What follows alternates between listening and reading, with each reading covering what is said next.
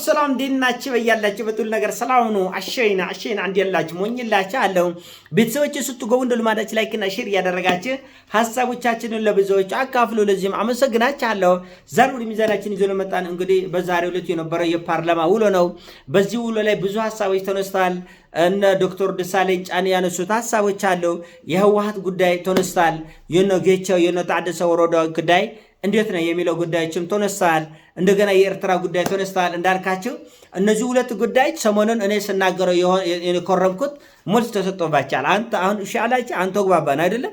ሰሞኑን እኔ ስል የነበረው ዝም ብላችሁ የጦርነት ነጋሪት የምትጎሰሙ ሰዎች ተረጋጉ ብዬ ነበር። ጠቅላይ ሚኒስትሩም ዛሬ እኛ ከኤርትራ ጋር ወደ ጦርነት አሰብን በጦርነት እናስመልሳለን የሚል ምንም አይነት ሐሳቡ የለንም ብላል።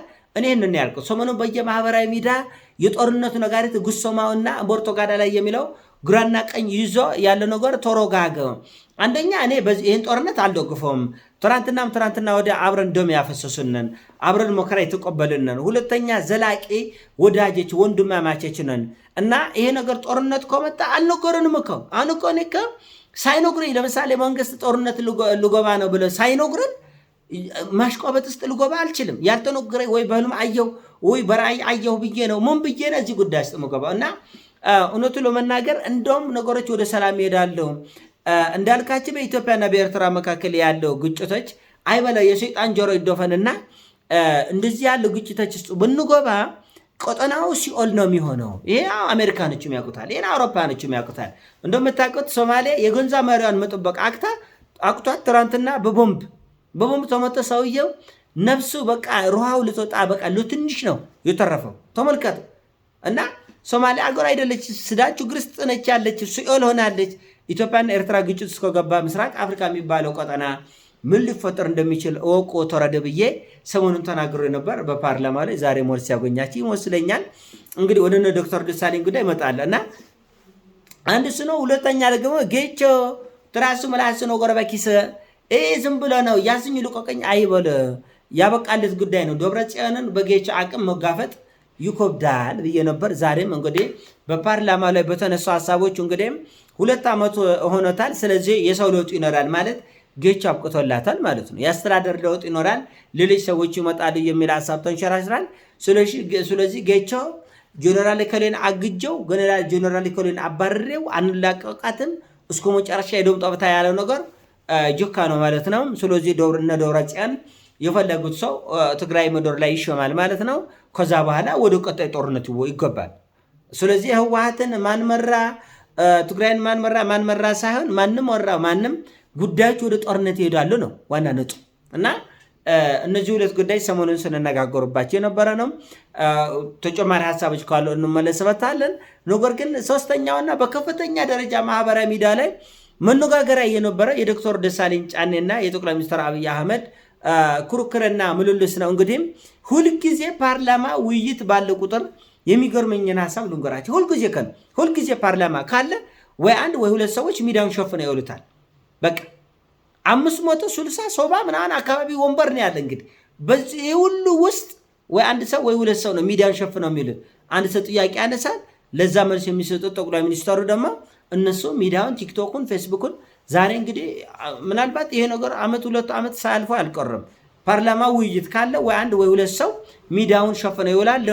እንደተለመደው ዛሬም ዶክተር ደሳለኝ ጫኔና ጠቅላይ ሚኒስትር አብይ አህመድ ሚዲያውን ሸፍነው ውለዋል።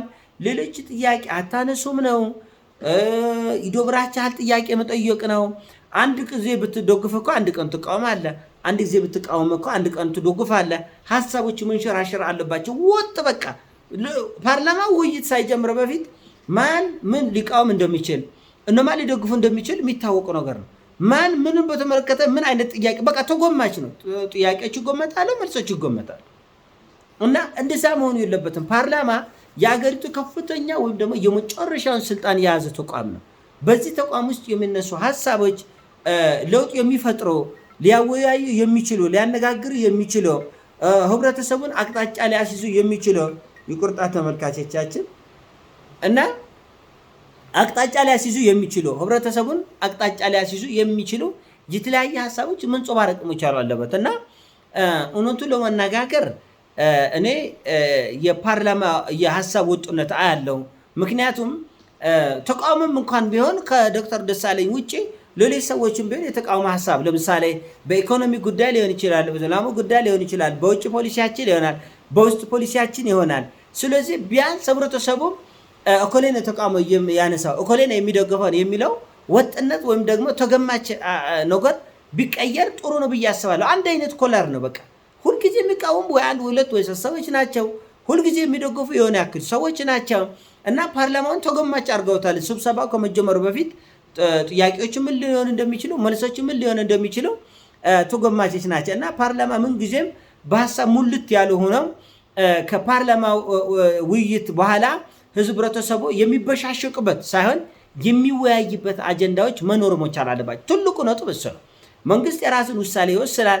ነገር ግን ህዝብ ደግሞ መወያየትና የተሻለ ሀሳብ ማፍለቅ፣ በዛ ላይ ደግሞ ሰላማዊ የሆኑ ንግግሮች ከፓርላማው ውይይት በኋላ የሚጠበቁ ምንድነው? ሰላማዊ የህዝብ ውይይቶችና ብስል ያለ የምሁራኖቹ ግምገማ የለም እኮ ምሁራን የለም እኮ አሁን ከፓርላማው በኋላ ሲኤንኤን ቢሆን ቢቢሲ ቢሆን እንዴት ሲተነቱ 3 ቀን ሲተነቱ ነው ያድራሉ። አንድ ቀን የአሜሪካ ሴኔቱ ተሰብስበው በኋላ ጊዜ 24 ሰዓት ሌሊትና ቀን ዶክተሮቹ፣ የፖለቲካ ፕሮፌሰሮች፣ ሳይንቲስቶች እየመጡ በዛ ጉዳይ ላይ ሀሳብ ይሰጣሉ፣ አስተያየት ይሰጡበታል፣ ይመካከሩበታል፣ ይወያዩበታል። በጣም ብዙ ደስ የሚሉ ነገሮች አሉት እና እኛ ጋር እንደዚህ አይነቱ ነገር ተለምዳለሁ። የእንግሊዝ ፓርላማ በጥፍሩ ነው የሚቆም። በጥፍሩ ያለ ክርክር ያለው ንትርክ አጀብ ነው የምትሉት እና እንግሊዝ ተርባ፣ እንግሊዝ ተጦምታ፣ እንግሊዝ እርስ በርሳቸው ጦርነት ኖሮ አይደለም። ነገር ግን የተሻለ አገር ለማሳደግ የተሻለ የሀሳብ መንሸራሸር ያስፈልገናልና ይሄ ነገር እንዴት ነው ወጥነት አለው እና መሻሻል አለበት። ከውይይቱ በኋላ ህብረተሰቡ ጉዳይን ወደ ዘር፣ ጉዳይን ወደ ሰፈር፣ ጉዳይን ወደ መንደር ወስደው ነገሮች ከድጥ ወደ ማጥ እንዲሄድ ሳይሆን ህብረተሰቡ ተወያይቶ የተሻለ ሀሳብ ማፍለቅ እንዲችል ነው መሆን ያለበት። ማፍለቅ መቻል አለበት። የተሻለ ሀሳብ እንዲያፈልቅ መንገድ የሚከፍት ነው መሆን ያለበት። እውነቱ ለመናገር ግጭቶች ውስጥ አለን። እውነቱ ለመናገር የአገሪቱን ኢኮኖሚ ያናጋ በጣም ብዙ ቁምስቁል ውስጥ ተጎብቷል። ይሄ ነገር አሁንም መታረም አለበት። አሁንም መስተካከል መቻል አለበት። ግጭቶች አሉ። በቃ 4 ይሄ ምንም የሚሸፋፈን አይደለም። ግጭቱ 1000 ሰዎች ነው ያሉበት፣ 200 ነው 300 እንደዛ ማለት አንችልም። በጣም ሰፊ ቦታዎችን ያካለለ የሰላም እጦት አለ። ይሄ የሰላም እጦት በቀጠለ ቁጥር የትምህርት ተቋማት፣ የሕክምና ተቋማት፣ የንግድ ተቋማት፣ የእርሻ ተቋማት እያንዳንዱ ነገር ላይ ተጽዕኖ ይኖረዋል። ስለዚህ ይህን ነገር ሊለውጥ የሚችል ተስፋ ሊሰጥ የሚችል መፍትሄ ሊሆን የሚችል ንግግሮችና በጣም ሰፋ ያለ ውይይቶች ያስፈልጋል። እንዳልኳቸው የሀሳብ ወጥነት አይገባም። በኢትዮጵያ ፓርላማ በነገራችን ላይ የተለመደ ነው። ላለፉት 30 ዓመታት ፕሮፌሰር ዶክተር መራራ ጉዲና የዛሬን አድርገውና የተለየ ሀሳብና እንትኖችን እያነሱ ከፍተኛ ክርክር ነበረ። እንደምታውቁት በዛ ጊዜ የነበሩት ጠቅላይ ሚኒስትር መለስ ዜናዊ ደግሞ በጣም ፎጋሪ ናቸው። ምንም እንኳን ሀሳባቸው ለአገር ለውጥ የሚፈጥር ባይሆንም ለፓርላማው ድምቀት የነበሩና ህብረተሰቡን ያው አይምሮን ያነበቡ ምን መናገር እንደሚገባቸው ምን ማድረግ አይደለም ምን ማድረግ እንደሚገባ የሚያቅሰው ለውጥ ይፈጥራል። ምን መናገር እንደሚገባቸው የሚያውቁ ሰው ነበር። የሆነ ሆኖ በዛም ጊዜ የፓርላማ ወጥነት ነበረ። በጣም ጥቂት ሰዎች ነው የልዩነት ሀሳብ የሚያነሱት። እንደምታዩት እንግዲህ ሰሞኑን አሜሪካ ፓርላማ ውስጥ ኤሎን መስክን በተመለከተ ከፍተኛ ክርክርና ንትርክ ነበረ። አቁመው ያን የሚያክል መልቲ ቢሊዮነር ምን ትሰራለህ? በአሜሪካ ፖለቲካ ያንተ ድርሻ ምንድን ነው? ማነው ይሄን የወከለ? ይሄን ለምን ተናገር? ይሄን ከምን አንጻር ብለው ይሞግታሉ። እና ሙግት ምንም ችግር አይደለም፣ ኃጢአት አይደለም፣ በደል አይደለም፣ ግድ ነው። መማገት አለባቸው። እናንተ ህዝቡን ወክላችሁ ያልተማገታችሁት ማን ይሟገታል? እና ሙግት፣ ክርክርና ንግግሮች አስፈላጊዎች ናቸው። በደንብ መሬት የያዘ ዝም ብለው ጉንጭ አልፋ ክርክርና ጭቅጭቅ ሳይሆን መሬት የያዘ ውይይት ለውጥ ሊፈጥር የሚችል ንግግር መደረግ መቻል አለበት። እንደዛ ከሆነ ለህብረተሰቡ አቅጣጫ ሲይዛል ማለት ነው። ፓርላማ ትልቅ ተቋም ነው እና በዚህ ፓርላማ ውስጥ የሚነሱ ሀሳቦች አቅጣጫ የሚያስይዙ ለህብረተሰቡ በጭው ጊዜ ምን ሊሆን እንደሚችል ሊያመላክቱ የሚችሉ የተጨነቀ ካለ እንዲረጋጋ ኢኮኖሚውንም ፖለቲካውንም ላይ በጎ ተጽዕኖ መፍጠር የሚችል መሆን አለበት እያንዳንዱ የፓርላማ ውሎ ብዬ አስባለሁ። ሀሳብ ሲሞቻችሁ ላይክ አድርጉ፣ ሼር አድርጉ። ይመቻችሁ። ፒስ